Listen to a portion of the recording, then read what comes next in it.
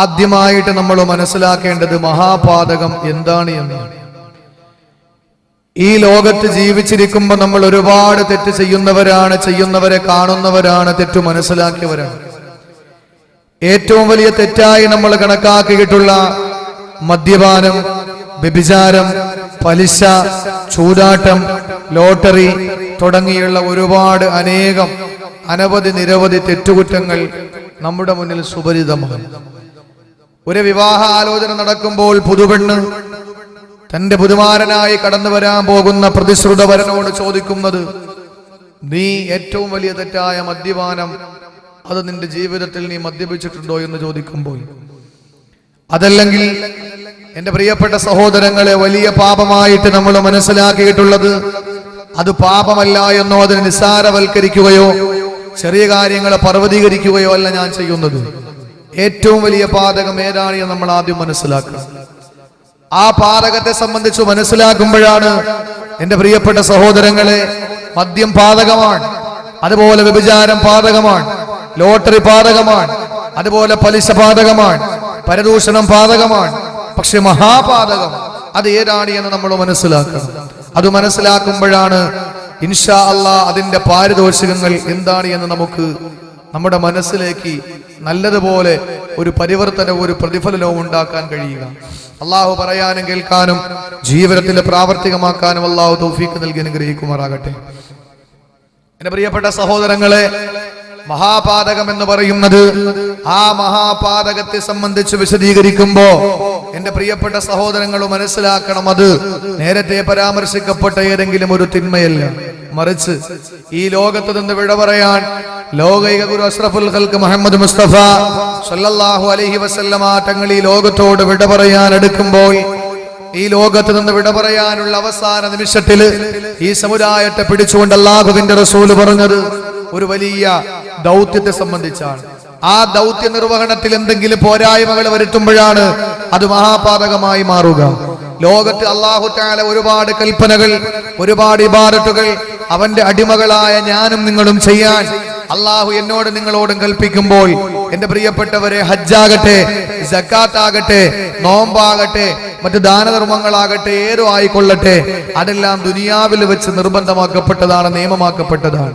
എന്നാൽ അള്ളാഹുവിന്റെ സന്നിധാനത്തിലേക്ക് വിളിച്ചു കൊണ്ടുപോയി റജബ് മാസം 27 പാതിരാത്രി നിശബ്ദതയിൽ അല്ലാഹു റബ്ബുൽ ഇസ്സത്ത് ഹബീബായ പ്രിയപ്പെട്ട പ്രവാചകൻ നബി മുഹമ്മദ് മുസ്തഫ സല്ലല്ലാഹു അലൈഹി വസല്ലമ തങ്ങളെ ആകാശ ലോകത്തുകൾക്കപ്പുറത്തുള്ള അള്ളാഹുവിന്റെ തിരുസന്നിധിയിലേക്ക് ക്ഷണിച്ചു കൊണ്ടുപോയി അവിടെ വെച്ച് നിയമമാക്കപ്പെട്ട ഏതെങ്കിലും ഒരു കർത്തവ്യമുണ്ടെങ്കിൽ, ഏതെങ്കിലും ഒരു ഇബാദത്തുണ്ടെങ്കിൽ, എന്റെ പ്രിയപ്പെട്ടവരെ, ആ ഇബാദത്ത് ഒഴിവാക്കുമ്പോഴാണ് മഹാപാതകം നമ്മൾ പ്രവർത്തിക്കുന്നവരാവുക.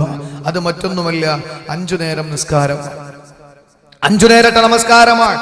നമസ്കാരം എന്ന പേര് കൊടുത്താൽ എന്റെ പ്രിയപ്പെട്ട സഹോദരങ്ങളെ, അത് നമ്മൾ ചിന്തിക്കുന്നു നിസ്കാരം, അത് എല്ലാ ഉസ്താദുമാരും എത്ര തവണ പ്രസംഗിക്കുന്നതാണ് നിസ്കാരം, നമസ്കാരം എല്ലാവരും പറയുന്നതാണ് എന്ന് നമ്മൾ ചിന്തിക്കുകയും, എന്റെ പ്രിയപ്പെട്ട സഹോദരങ്ങളെ, അത് എല്ലാവരും എപ്പോഴും പറയുന്നതാണ് എന്ന് മനസ്സിലാക്കിയിട്ട് അതിന്റെ പേരിൽ ഇന്നത് പറയാൻ ആരുമില്ല.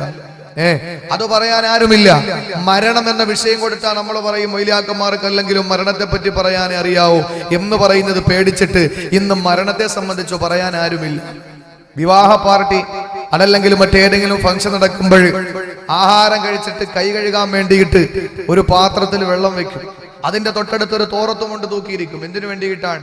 കൈ കഴുകിയതിനു ശേഷം എല്ലാവരും അതിൽ തുടച്ചിട്ട് വേണം പോകാൻ. അതിനു വേണ്ടിയിട്ട് ആ തൊട്ടടുത്ത് ഒരു തോറത്തുമുണ്ട് ഇങ്ങനെ തൂക്കിയിരിക്കും. എല്ലാവരും എവിടെയാണ് തുടക്കുക? എല്ലാവരും ആദ്യം വരുന്ന ആള് തുടങ്ങി അവസാനം വരെ വരുന്ന ആളുകളും തുടയ്ക്കുന്നത് ഏറ്റവും മുകളിലാണ്. അവർ പറയുന്നത് എന്താ? എല്ലാവരും താഴെയായിരിക്കും തുടയ്ക്കുക, അതുകൊണ്ട് നമ്മൾക്ക് മുകളിൽ തുടയ്ക്കാം. ഈ സത്യം പറഞ്ഞ താഴെ ആരും തുടയ്ക്കാറില്ല, താഴെ ആരും തുടയ്ക്കാറില്ല. എന്റെ പ്രിയപ്പെട്ട സഹോദരങ്ങളെ, നമസ്കാരം എന്ന വിഷയം, ആ വിഷയത്തെ പറ്റിയിട്ട് പറയുമ്പോൾ അത് നിസ്കാരമല്ലേ, നമ്മൾ കേട്ട് കേട്ട് തഴമ്പിച്ചതാണ്, കേട്ട് കേട്ട് നമ്മുടെ ശ്രവണപുടങ്ങൾ തഴമ്പിച്ചു പോയതാണ് എന്ന് പറയുമ്പോഴും എന്റെ പ്രിയപ്പെട്ടവരെ, ആ നമസ്കാരത്തെ പറ്റിയിട്ടോ ആ നമസ്കാരത്തിന്റെ പ്രാമുഖ്യത്തെ പറ്റിയിട്ടോ അത് ഉപേക്ഷിക്കുന്നതിന്റെ ഗൗരവത്തെ സംബന്ധിച്ചോ പ്രതിപാദിക്കാൻ ഇന്ന് സദസ്സുകളില്ലാതെ പോയിരിക്കാം. ഇന്ന് കാരണം വേറൊന്നുമല്ല, അത് പ്രഭാഷകരുടെ കുറ്റമോ അതല്ലെങ്കിൽ സംഘാടകരുടെ കുറ്റമോ അത് ശ്രോതാക്കളുടെ പാകപ്പിഴവോ ഒന്നുമല്ല. മറിച്ച് ഇവിടെ ചർച്ച ചെയ്യപ്പെടേണ്ട വിഷയങ്ങൾ വേറെയാണ്. വേറെ ചർച്ച ചെയ്യപ്പെടേണ്ട 100 കൂട്ടം വിഷയങ്ങൾ വരുമ്പോൾ എന്റെ പ്രിയപ്പെട്ടവരെ, നമ്മൾ അടിസ്ഥാനപരമായ ഈ നമസ്കാരത്തിനെ പറ്റിയിട്ട് നമ്മൾ മറന്നു പോവുകയാണ്. അല്ലാഹു തആല മരിക്കുന്നത് വരെ ആ നമസ്കാരം നിലനിർത്താനും ആ നമസ്കാരം നിലനിർത്തുന്നവരായി ഈ ലോകത്ത് നിന്ന് വിട പറയാനും അല്ലാഹു തൗഫീഖ് നൽകി അനുഗ്രഹിക്കുമാറാകട്ടെ. എന്റെ പ്രിയപ്പെട്ട സഹോദരങ്ങളെ, ഒരു കാര്യം നമ്മൾ മനസ്സിലാക്കണം.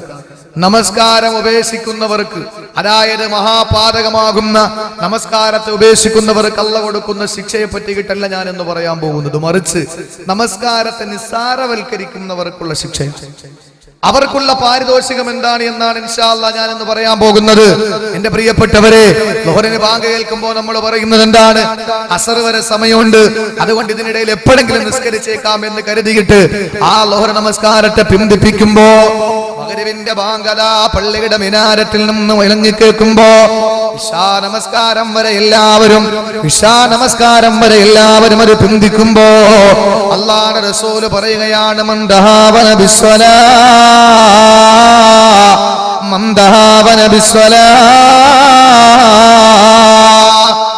ആരെങ്കിലും നമസ്കാരത്തെ നിസ്സാരവൽക്കരിച്ചാൽ, ആ നമസ്കാരത്തെ ഗൗനിക്കാതെ രണ്ടാം തെറ്റായി ആരെങ്കിലും മാറ്റിക്കഴിഞ്ഞാൽ അല്ലാഹുവിന്റെ റസൂൽ പറയുന്നു, അഖബഹുല്ലാഹു ബിസ്നൈഅശറ ബനിയാ, 12 ശിക്ഷകൾ കൊടുത്തുകൊണ്ട് അല്ലാഹു അവനെ പരീക്ഷിക്കുന്നതാണ്. 12 ശിക്ഷകൾ അല്ലാഹു അവന് കൊടുക്കുന്നു എന്നാണ്. എന്റെ പ്രിയപ്പെട്ട സഹോദരങ്ങളെ, എന്റെ സഹോദരിമാരെ, ഇന്ന് പള്ളികൾ അത് വയസ്സായ CC അടഞ്ഞ് തീരാറായി, എല്ലാം കഴിഞ്ഞ് മക്കളെയും കെട്ടിച്ച് മരുമക്കളെയും കെട്ടിച്ച് ചെറുമക്കളെയും കെട്ടിച്ച് ഇനി അങ്ങോട്ട് ഖബറിലോട്ട് പോയാൽ മതി, നമ്മുടെ ഭാഷയെ പറഞ്ഞ കുഴിയിലേക്ക് കാലും നീട്ടിയിരിക്കുന്നവർക്ക് വേണ്ടി മാത്രമുള്ളതാണ് പള്ളി എന്നാണ് എന്റെ പ്രിയപ്പെട്ടവരെ ചെറുപ്പക്കാര് ചിന്തിച്ചിരിക്കുന്നത്. പർദ നിങ്ങൾ നോക്ക്, പർദ ഇടാൻ പറഞ്ഞാൽ 18 വയസ്സുകാരി മധുര 17കാരിയോട് പർദ ഇടാൻ പറഞ്ഞാൽ അവള് പറയുന്നത് എന്താ? ഞാൻ ഹജ്ജിന് പോയില്ലല്ലോ, ഞാൻ ഉംറയ്ക്ക് പോയില്ലല്ലോ, അത് ഹജ്ജുമാക്കുള്ളതാണ് ഈ പർദ എന്ന് പറയുന്നത്. നമ്മളിപ്പോ എല്ലാം അങ്ങ് തുറന്നിട്ടുകൊണ്ട് നടക്കണം എന്റെ പ്രിയപ്പെട്ടവരെ എന്നാണ് അവര് തന്നെ പറയുന്നത്. എന്നാൽ ഗൗരവത്തോടെ എടുത്തോ, ഞാൻ എന്റെ വിഷയത്തിലേക്ക് വലിയ മുഖവുരയില്ലാതെ, ആമുഖമില്ലാതെ ഞാൻ എന്റെ വിഷയത്തിലേക്ക് കടക്കുകയാണ്. എന്റെ പ്രിയപ്പെട്ട സഹോദരങ്ങളെ, അല്ലാഹുവിന്റെ റസൂൽ പറയുകയാണ്, ആരെങ്കിലും നമസ്കാരത്തെ നിസ്സാരവൽക്കരിച്ചാൽ മഹാപാതകത്തിന്റെ പാരിതോഷികങ്ങൾ ഞാൻ എണ്ണി പറയട്ടെ. എന്റെ മുന്നിൽ ഒരുമിച്ച് കൂടിയിട്ടില്ല വളരെ വിരലിലെണ്ണാവുന്ന അങ്കുലി പരിമിതമായ ഈ പാതിരാത്രിയുടെ ഒരുമിച്ചുകൂടി വിശ്വാസിനികളോട് ഇനിയപ്പിന്റെ ഭാഷയിൽ ആദ്യമായി എന്നോട്, രണ്ടാമതായി നിന്റെ സംഘാടകരോട്, മൂന്നാമതായി എന്റെ ശബ്ദം ശ്രവിക്കാൻ ഇവിടെ എത്തിയിട്ടുള്ള സഹോദരങ്ങളോട് സഹോദരിമാരോട് ഞാൻ പറയുന്ന നിസ്കാരത്തിന്റെ കാര്യം ഗൗരവത്തോടെ കാണണേ. നമസ്കാരത്തിന്റെ വിഷയം ഗൗരവത്തോടെ കണ്ടില്ലെങ്കിൽ അതിനെ നിസ്സാരവൽക്കരിച്ചുകൊണ്ട് എന്റെ പ്രിയപ്പെട്ട പെങ്ങളെ, ളുഹർ നമസ്കാരത്തിന്റെ ബാങ്കല്ലാന്റെ പള്ളിയിൽ നിന്ന് മുഴങ്ങുമ്പോ ചെമ്മൻകുടി മഹല്ലിന്റെ പള്ളിയുടെ മിനാരത്തിൽ നിന്ന് അതിന്റെ നാവിലൂടെ പടച്ചതമ്പുരാൻ എന്റെ പള്ളിയിലേക്ക് നിന്നെ ക്ഷണിക്കുമ്പോ എന്റെ ചെറുപ്പക്കാരാ, കടപ്പിണ്ണകളിൽ സ്വറപറം നിൽക്കുമ്പോ തെങ്ങും തോപ്പുകളിൽ നിന്ന് വെള്ളമടിച്ച് മദ്യപിച്ചുകൊണ്ട് കുപ്പി പൊട്ടിച്ചുകൊണ്ട് നീ സമയം നഷ്ടപ്പെടുത്തുമ്പോൾ അല്ലാഹുവിന്റെ റസൂൽ പറഞ്ഞതെന്തെന്നറിയോ? മന്ദഹാവന ബിസ്സലാ,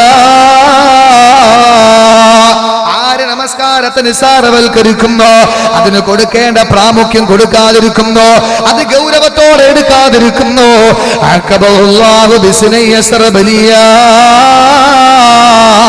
12 പരീക്ഷണങ്ങൾ കൊണ്ട് അല്ലാഹു അവനെ പരീക്ഷിക്കുന്നതാണ്.